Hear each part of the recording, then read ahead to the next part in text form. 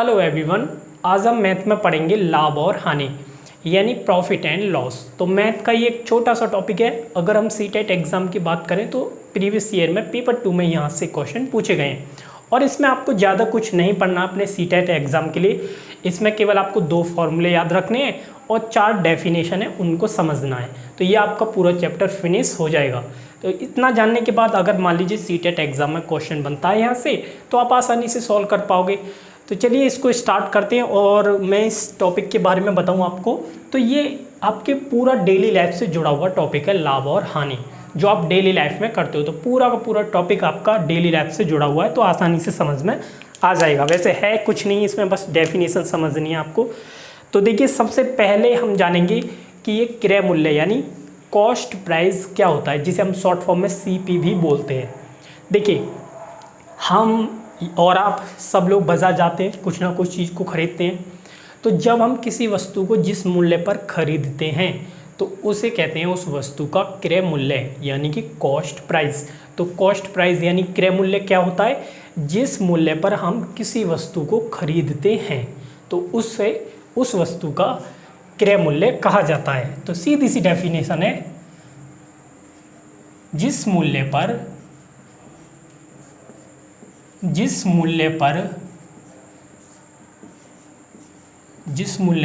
कोई वस्तु खरीदी जाए,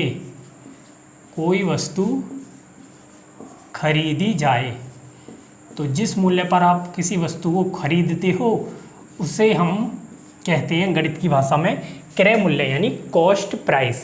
तो ये हो गया, बस इसमें इतना है। अब आता है एक दूसरा मूल्य। देखिए, कुछ लोग होते हैं जो क्या करते हैं, कुछ वस्तुओं को खरीदते हैं फिर उनको वो बेचते हैं यानी उनकी सेल करते हैं। तो आपने किसी वस्तु को जिस मूल्य पर खरीदा उसे तो हमने क्या कहा, क्रय मूल्य।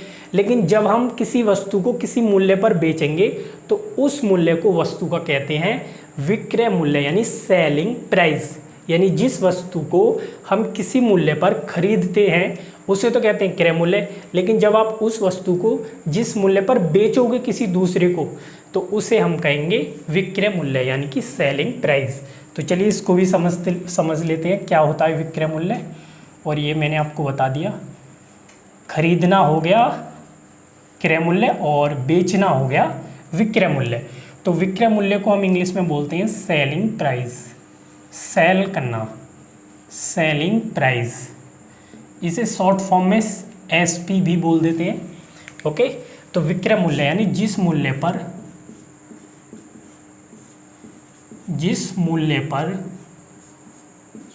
कोई वस्तु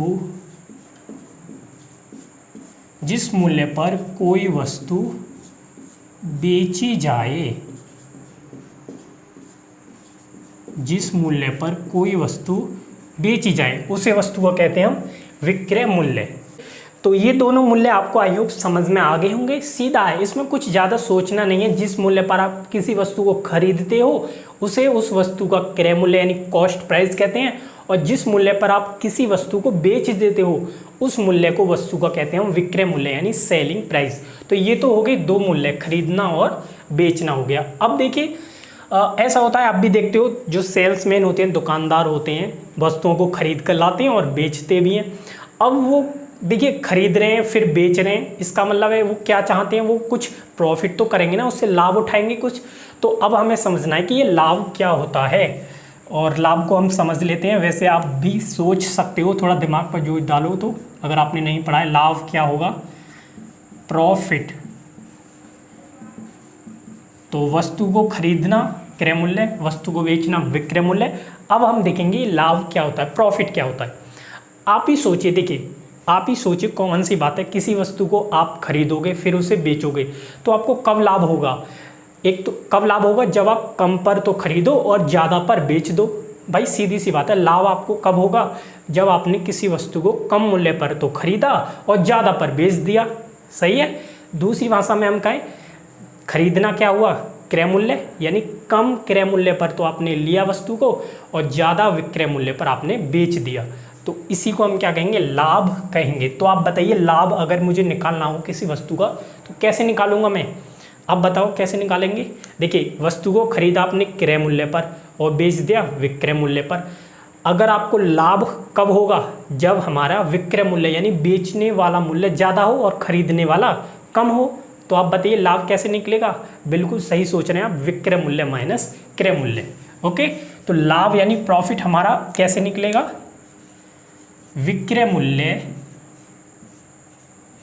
यानी सेलिंग प्राइस माइनस क्रय मूल्य यानी कॉस्ट प्राइस। तो आप लिख सकते हो प्रॉफिट बराबर होगा selling price minus cost price. सीधी सी बात है। देखिए लाभ कब होगा आपको? जब अपने वस्तु को कम पर तो खरीदा लेकिन ज़्यादा पर बेच दिया। बेचना क्या होता है? विक्रय मूल्य, और खरीदना क्या होता है? क्रय मूल्य। तो विक्रय मूल्य ज़्यादा होगा ना लाभ के केस में। जब आपको लाभ होगा तो सीधी सी बात है, विक्रय मूल्य यानी बेचने वाला मूल्य ज़्यादा होगा और खरीदने वाला कम होगा। तो हमें अगर लाभ निकालना है तो ज़्यादा में से कम को हटाएंगे ना, तो विक्रय ज़्यादा होगा ना लाभ के केस में, तो विक्रय मूल्य माइनस क्रय मूल्य। ओके, तो लाभ बराबर होगा विक्रय मूल्य माइनस क्रय मूल्य, यानी प्रॉफिट बराबर होगा selling price minus cost price. तो ये हो गया। अब यहाँ से आप तो इस पर एक क्वेश्चन पूछा जाएगा, दूसरा पूछा जाएगा लाभ प्रतिशत। तो मैंने देखिए आपके लिए इससे पहले क्या पढ़ाया था? परसेंटेज यानी प्रतिशत पढ़ाया था। तो इसलिए तो पढ़ाया था मैंने पहले, ताकि आपको प्रतिशत आता हो तो आप निकाल सको। और मैंने बताया भी था वहाँ पर कि प्रतिशत अपने आप में भी इम्पोर्टेंट है और इसका 2 से 3 टॉपिक मैथ के पढ़ने में भी हेल्प होती है। तो उनमें से एक है ये आपका लाभ और हानि। तो लाभ प्रतिशत यानी प्रॉफिट परसेंटेज कैसे निकालेंगे हम? देखो, इसको निकालने के लिए एक फॉर्मूला है, सीधा सा लाभ लिखना है आपको ऊपर, और नीचे आपको क्या लिखना है? क्रय मूल्य यानी कॉस्ट प्राइस। ये डायरेक्ट फॉर्मूला, ये याद कर लेना आपको, गुणा 100। आप भी जानते हो अगर परसेंट हमें बनाना हो तो किससे मल्टीप्लाई करते हैं? 100 से। और अगर हमें परसेंट से फ्रैक्शन बनानी हो, भिन्न बनानी हो, तो 100 से डिवाइड कर देते हैं। ये सब मैंने बताया था आपको परसेंटेज में। तो लाभ प्रतिशत बराबर होगा लाभ बट्टे क्रय मूल्य गुणा 100। इस फॉर्मूले को समझ लो। देखो लाभ कैसे निकलेगा आपको? विक्रय मूल्य माइनस क्रय मूल्य से निकलेगा। अरे लाभ को मैं कैसे लिख सकता हूँ? विक्रय मूल्य माइनस क्रय मूल्य से निकलेगा। बस वो एक वैल्यू ले लेना, नीचे क्रय मूल्य लिख देना गुणा 100, बस इसको सॉल्व कर लेना, वही आपका क्या आएगा? लाभ प्रतिशत। तो हमारा प्रॉफिट परसेंटेज क्या होगा? ये होगा profit upon cost price into 100। Okay, तो इस तरह से आप इंग्लिश वाले जो है वो लिख लें। तो इस तरह से हम लाभ प्रतिशत, तो पहला फॉर्मूला आपको मिल गया। अब यहाँ पर मैं आपको बताऊँ लाभ और हानि में, देखो जब भी हम परसेंटेज निकालते हैं तो ध्यान रखना, अभी आगे मैं हानि प्रतिशत बताऊंगा, लॉस परसेंटेज। तो कुछ भी निकालें, लाभ प्रतिशत निकालें या फिर हानि प्रतिशत, हमेशा क्रय मूल्य नीचे आता है, हमेशा क्रय मूल्य पर ही ये निकाले जाते हैं। ओके, ध्यान रखना। तो ये चीज़ तो इसमें 2 फिक्स हो गई, क्रय मूल्य पर ही ये निकाला जाता है, नीचे हमेशा क्रय मूल्य आता है। ओके, तो ये पहला फॉर्मूला हो गया, इसे आप याद कर लें। देखिए इसमें कुछ ऐसी बड़ी बात नहीं है, सीधा सा है। अब देख लेते हैं हम हानि क्या होगा। हानि यानी लॉस। इसको आप सोचें जैसे हमने लाभ को सोचा था, तो आप सोचें, जरूर सोचें इसके बारे में कि हम हानि यानी लॉस कब उठाएंगे, कब हमें हानि प्राप्त होगा। तो देखिए हमने वस्तु को खरीदा, क्या हो गया? क्रय मूल्य। बेचा, विक्रय मूल्य हो गया। तो हमें लाभ कब हुआ था? जब हम किसी वस्तु को कम में तो खरीदें और ज़्यादा में बेच दें, तो लाभ हो गया। लेकिन इसका अपोजिट, इसका उल्टा कर दें हम, कि किसी वस्तु को हम खरीद तो ज़्यादा में रहे हैं लेकिन बेच कम में रहे हैं, तो हमें हो गया ना हानि। तो बस, तो हानि कैसे निकलेगी? हानि के केस में क्रय मूल्य ज़्यादा होगा और विक्रय मूल्य कम होगा। क्यों? क्योंकि देखिए खरीदने वाला मूल्य तो ज़्यादा रहेगा और बेचने वाला कम रहेगा, तभी तो हमें हानि होगी, तभी तो हमें लॉस रहेगा। तो हानि क्या होगी? क्रय मूल्य माइनस विक्रय मूल्य, क्योंकि क्रय मूल्य ज़्यादा होगा ना।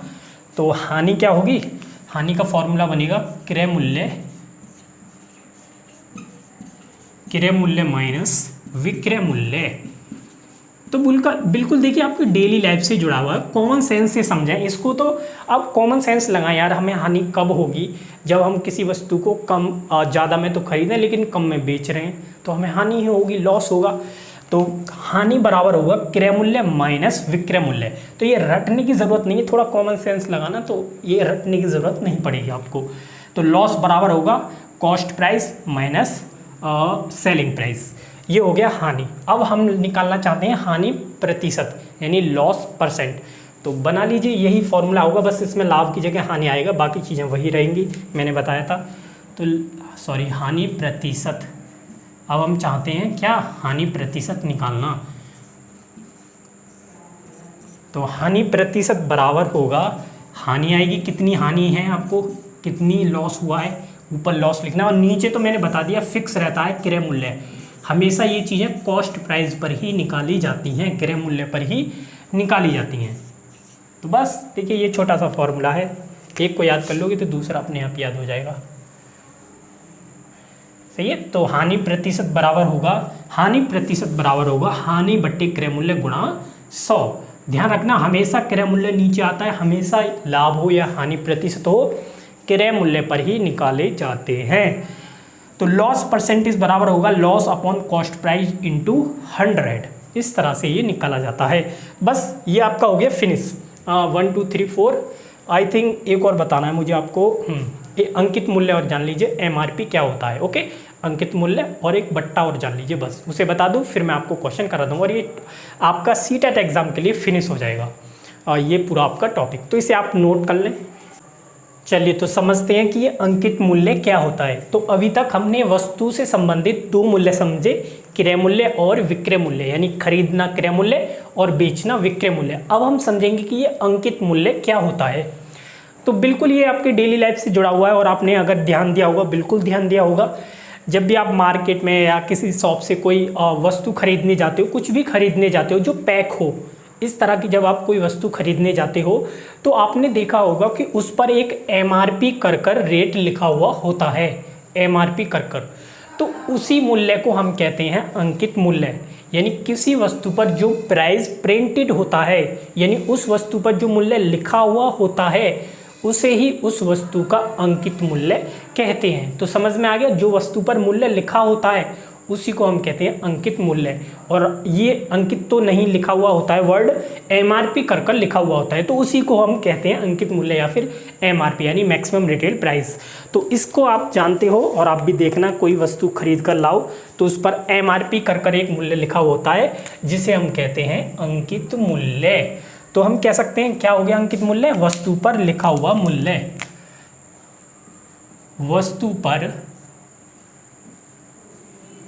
वस्तु पर लिखा मूल्य क्या कहलाता है, अंकित मूल्य। ओके, तो जो वस्तु पर प्राइस लिखा हुआ होता है उसी को हम कहते हैं एमआरपी यानी अंकित मूल्य। तो ये हो गया। अब यहाँ पर एक और चीज़ जो आपको जाननी है वो है बट्टा, जिसे हम इंग्लिश में कहते हैं डिस्काउंट। सबको बहुत चाहिए, ओके, डिस्काउंट बहुत चाहिए होता है।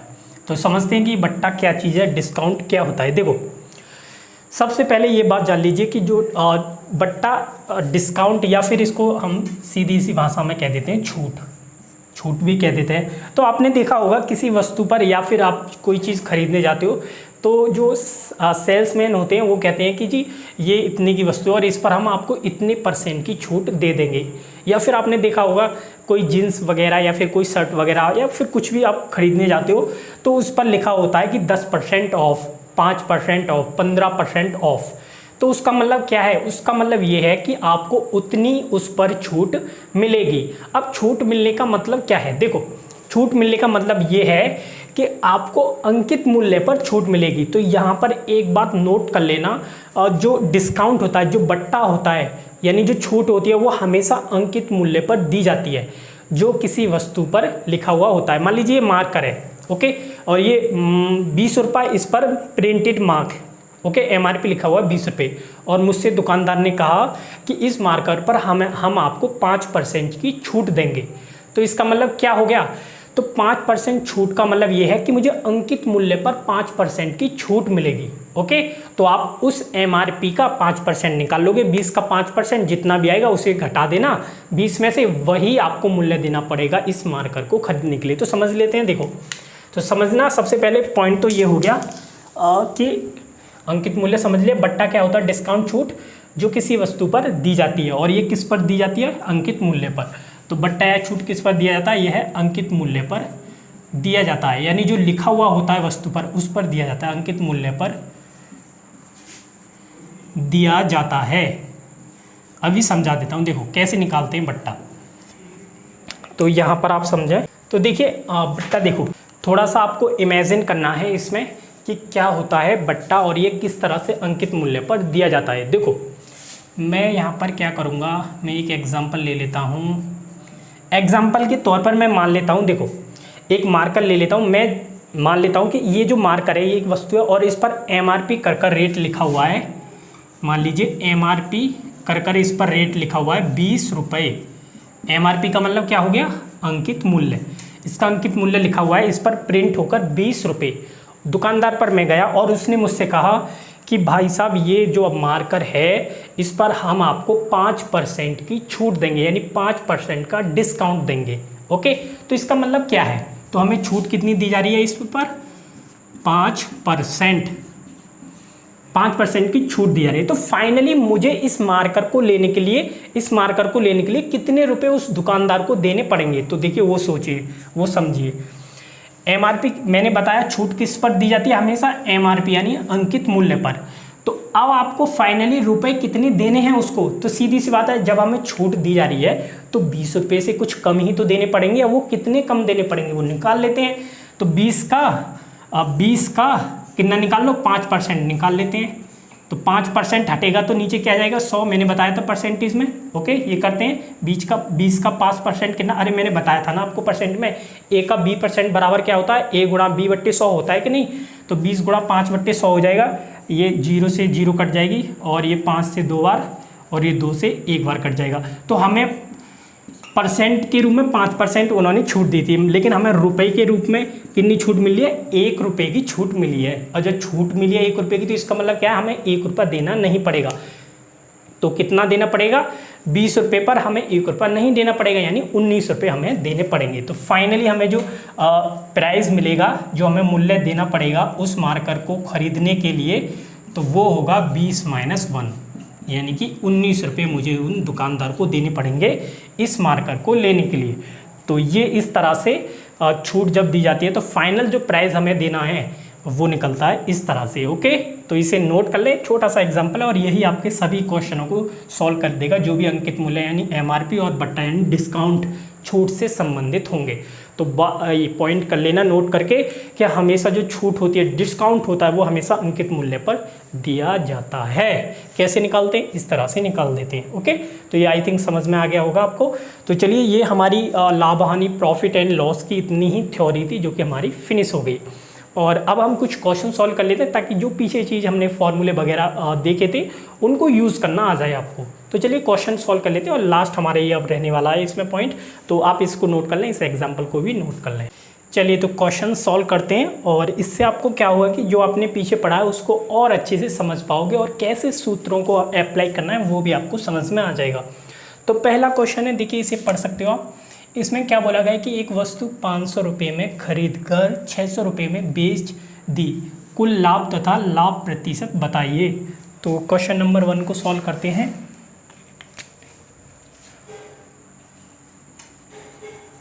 तो इसमें देखिए सबसे पहले आपको जब लाभ हो या लाभ प्रतिशत हो, हानि हो या फिर हानि प्रतिशत हो, ये चीज़ें अगर निकालनी हो तो सबसे पहले आपको क्या चाहिए, क्रय मूल्य यानी कॉस्ट प्राइस और विक्रय मूल्य यानी सेलिंग प्राइस चाहिए। तो वो आपको पहले देखना होगा कि कौन सा हमारा क्रय मूल्य है और कौन सा विक्रय मूल्य, जिससे कि हम लाभ हो या फिर हानि हो उसे निकाल सकें, क्योंकि इन्हीं का यूज़ होता है लाभ और हानि निकालने में। तो इसमें ये कहा गया कि एक वस्तु 500 रुपये में खरीदी, तो खरीदना आप देख सकते हो यहाँ पर क्या हो गया, ये खरीदी, खरीदने का मतलब क्या है कि ये वस्तु का क्रय मूल्य है। और बेची कितने रुपए में, 600 रुपये में बेच दी, तो बेचना क्या होता है, विक्रय मूल्य, सेलिंग प्राइस। तो सीधे सीधे लिखे हुए हैं, मैं शॉर्ट फॉर्म में लिख देता हूँ, CP यानी कॉस्ट प्राइस यानी क्रय मूल्य कितना है 500 रुपये और सेलिंग प्राइस यानी विक्रय मूल्य SP बराबर कितना है 600 रुपये। तो आप देख कर ही बता सकते हो। वैसे क्या होगा, इसमें लाभ ही होगा, प्रॉफिट होगा, क्योंकि खरीदने वाला कम है मूल्य और बेचने वाला ज़्यादा है। तो आप यहाँ से पहले निकालोगे लाभ, प्रॉफिट निकालोगे, जो कि क्या होता है SP माइनस CP यानी विक्रय माइनस क्रय मूल्य। तो 600 माइनस 500, तो कितने का लाभ हुआ हमें, 100 रुपये का। अब हमें लाभ प्रतिशत चाहिए, तो उसका आपने फॉर्मूला पढ़ा था, डायरेक्ट लगा दीजिए। तो लाभ प्रतिशत बराबर क्या था, लाभ बट्टे क्रय मूल्य यानी सीपी कॉस्ट प्राइस था गुणा 100। लाभ कितना है देखो ये रहा 100 का लाभ है हमें, और सीपी हमारा कॉस्ट प्राइस यानी क्रय मूल्य कितना है ये रहा देखो 500 रुपये है, तो इसको नीचे लिख दीजिए और गुणा 100, बस इसको सॉल्व कर लीजिए, वही आपका लाभ प्रतिशत आ जाएगा। तो 2 जीरो से ये 2 जीरो कट जाएंगे और 5 से 100 कितनी बार कटेगा 20 बार, तो कितना आ गया 20%। तो यही आपका क्या हो गया लाभ प्रतिशत। अब देखिए सेकंड क्वेश्चन पढ़ लीजिए। सेकंड क्वेश्चन में कहा है 742 की वस्तु खरीदी गई जिसे 700 रुपये में बेच दिया गया, हानि प्रतिशत बताइए। तो इस क्वेश्चन को सॉल्व करना ट्राई करना बिल्कुल वैसा ही है जैसे हमने लाभ प्रतिशत निकाला है, लाभ निकाला है। इसमें आपको सबसे पहले क्या करना होगा, हानि निकालनी पड़ेगी, फिर हानि प्रतिशत निकाल देना, क्योंकि हानि प्रतिशत में क्या होता है फॉर्मूला हानि बट्टे क्रय मूल्य गुणा 100। ओके, और हानि कैसे निकलेगी, क्रय मूल्य माइनस विक्रय मूल्य। तो ये क्वेश्चन करना। तीसरा क्वेश्चन है, एक वस्तु का अंकित मूल्य 150 रुपये है, उस पर दुकानदार द्वारा 10% छूट दी गई वस्तु का विक्रय मूल्य बताइए। तो वही ये क्वेश्चन मैंने ऐसा करा दिया, इसे भी करना। और जी चौथा क्वेश्चन मैं आपको सॉल्व करा देता हूँ। तो इन दोनों क्वेश्चनों का आपको मुझे कमेंट बॉक्स में आंसर बताना है और इन्हें सॉल्व कर लेना। क्वेश्चन नंबर 4 मैं आपको करा देता हूँ, थोड़ा अच्छा क्वेश्चन है ये। तो इसके अलावा भी आप और क्वेश्चन भी सॉल्व कर लेना, अब आपके सारे क्वेश्चन सॉल्व हो जाएंगे। तो देखिए इसमें कहा गया है कि एक मेज जिसकी कीमत 750 रुपये है 4% हानि पर अब बेची गई, उसका विक्रय मूल्य बताइए। तो इसमें आपको एक मेज जिसकी कीमत 750 रुपये है, तो सीधी सी बात है 50 रुपये 750 रुपये क्या होगा इसमें क्रय मूल्य। तो क्वेश्चन नंबर 4 में आपको क्रय मूल्य यानी कॉस्ट प्राइस दिया हुआ है वस्तु का, और वो क्या है 750 रुपये, और हानि प्रतिशत हमारी क्या है, हमें जो दी हुई है उसे हम पहले लिख लेते हैं, वो है 4। ओके, और हमें क्या निकालना है विक्रय मूल्य यानी एसपी हमें निकालना है। तो देखिए सबसे पहले आप कैसे निकालोगे, इसे आसानी से निकाल सकते हो। तो इसे निकालने के लिए आपको क्या करना पड़ेगा, मान लीजिए एसपी को एसपी ही रहने दीजिए, हानि प्रतिशत जो चीज़ दी हुई है उसका फॉर्मूला लगाइए। हानि प्रतिशत बराबर कितना होता है, देखिए हानि प्रतिशत बराबर होता है हानि गुणा 100 बट्टे सीपी। और हानि कैसे निकालते हैं हम, हानि निकालते हैं क्रय मूल्य माइनस विक्रय मूल्य। क्रय मूल्य को मैं शॉर्ट फॉर्म में सीपी बोल रहा हूँ, कंफ्यूज मत करना। क्रय मूल्य क्या होता है कॉस्ट प्राइस यानी सीपी, और विक्रय मूल्य क्या होता है सेलिंग प्राइस यानी एसपी। तो हानि कैसे निकालते हैं हम, एसपी माइनस सीपी से गुणा 100 बट्टे सीपी। अब सीपी देखिए हमें दिया हुआ है 750 रुपये, और एसपी हमें निकालना है बट्टे 750 गुणा 100, और हानि प्रतिशत भी तो दिया है 4, तो इसको भी लेकर चलिए साथ में। ओके, जो जो चीज़ें दी हुई थी फॉर्मूले में उसे पुट कर लेते हैं, और जो नहीं दी हुई उसे निकाल लेते हैं। तो एसपी हम निकाल लेंगे, 1 जीरो से आप इसे कैंसिल कर सकते हो, और थोड़ा इनको दोनों को सॉल्व कर सकते हो। देखिए 5 से ये 2 बार कट जाएगा, और 75 कितनी बार कटेगा 5 से 15 बार। अब देखिए ये हमारे पास कुछ इस तरह का बना 750 माइनस एसपी, और ये 2 बचेगा, नीचे है 15। अब आप भी जानते हो क्रॉस मल्टीप्लाई करनी पड़ेगी हमें, 4 के नीचे कुछ नहीं है तो क्या होता है सभी के नीचे अगर कुछ नहीं हो उस नंबर के नीचे 1 होता है, तो इसकी गुणा इसमें होगी और इसकी इसमें होती है। तो यहाँ से मैं कर लेता हूँ, देखो यहाँ से कर लेता हूँ, तो दिख तो रहा होगा, हाँ ओके, यहाँ पर कर लेता हूँ। तो 15 की 4 में होगी तो कितना आ जाएगा 60 हो जाएंगे बराबर। 1 की करेंगे तो 1 की तो वही आएगी यानी 750 माइनस एसपी, और ये गुणा 2। तो इसे और सॉल्व कर लेते हैं, 60 बराबर 2 की, देखिए ये ब्रैकेट है और बाहर है 2, इसका मतलब क्या है कि इस ब्रैकेट में इसकी गुणा आपको करनी है। तो 750 में करेंगे पहले तो कितना आ जाएगा 0 10 7 में 14 और 1 1500 आ जाएगा। 750 का 2 गुना कितना होगा 1500 माइनस, फिर इसमें भी तो करोगे तो 2 एसपी, 2 गुना एसपी जो कि हमें निकालना है। अब मुझे एसपी निकालना है तो मैं क्या करूँगा, एसपी को इधर ले आता हूँ, तो 2 एसपी बराबर, देखिए ये क्या कहते हैं माइनस में तो प्लस में आएगा, और ये वाला इधर ले जाते हैं, तो 1500 माइनस 60, तो 2 एसपी बराबर बराबर आ जाएगा। 1500 में से ये गई तो ये कितना बचेगा 1440। एसपी हमें चाहिए सेलिंग प्राइस यानी विक्रय मूल्य। तो देखिए 2 यहाँ पर गुणा में है तो यहाँ किस में जाएगा भाग में जाएगा, ये आप जानते होगे, इनको पहुँचाना इस तरह से। अब इनको काट लीजिए, तो 2 से कितने बार कटेगा, देखिए 720 बार कट जाएगा। तो SP यानी हमारा विक्रय मूल्य कितना आ गया, 720। तो आई होप आपको ये समझ में आ गया होगा। तो ये इस तरह से हमारा सेलिंग प्राइस यानी विक्रय मूल्य जो हमसे पूछा गया था, देखिए विक्रय मूल्य यानी सेलिंग प्राइस जिसे हम शॉर्ट फॉर्म में बोलते हैं SP, तो हमारा कितना आ गया 720। तो कुछ नहीं था, बस फॉर्मूला लगाना था हानि प्रतिशत का, लॉस परसेंटेज का, बस जो चीज़ दी हुई थी उसमें वो चीज़ें लिख दीजिए। अब बाकी तो ये कैलकुलेशन है, आई होप इसे तो आप जानते होंगे। ये देखिए पक्षांतर करा है हमने, 4 के नीचे कुछ नहीं है तो 1 होता है। देखिए कोई नंबर ऐसे लिखा हुआ है तो इसके नीचे हमेशा 1 होता है। ओके, कोई नंबर अगर अकेला लिखा हुआ है तो उसके नीचे हमेशा 1 होता है। तो ये हमने इस तरह से पक्षांतर कर दिया। आप जानते होंगे पक्षांतर, देखिए A/B बराबर C/D है। तो क्या करते हैं, जब हमें सॉल्व करना है तो इसकी गुणा इसमें होती है, मतलब इन दोनों की आपस में और इसमें, तो इसकी गुणा इसमें। ओके, AD बराबर नहीं पता है तो इसे लिख लें BC, ये होता है। ओके, AD बराबर BC, बस मैंने यही यूज़ करा है यहाँ पर। देखिए इसकी ना इसकी इसमें और 2 की अंदर मल्टीप्लाई कर दी, बस SP यानी सेलिंग प्राइस 720 हो गया। तो इस तरह से ये हमारे क्वेश्चन सॉल्व हो गए। और बाकी क्वेश्चन नंबर 2 और 3 सॉल्व कर लेना, इन्हें भी कर लेना दोबारा से। तो इस तरह से ये क्वेश्चन सॉल्व हो। और बाकी अगर और चाहो क्वेश्चन तो अपनी बुक वगैरह जो फॉलो करते हो उससे सॉल्व कर लेना, तो आपका ये पूरा चैप्टर फिनिश हो जाएगा। तो आई होप आपको यहाँ से सब कुछ चीज़ें समझ में आ गई होंगी। और इसके अलावा फिर भी आपका कोई डाउट हो, कन्फ्यूज़न हो तो आप कमेंट बॉक्स में बिल्कुल पूछ सकते हैं। तो चलिए, तो इस वीडियो को हम यहीं पर समाप्त करेंगे। Thanks to everyone.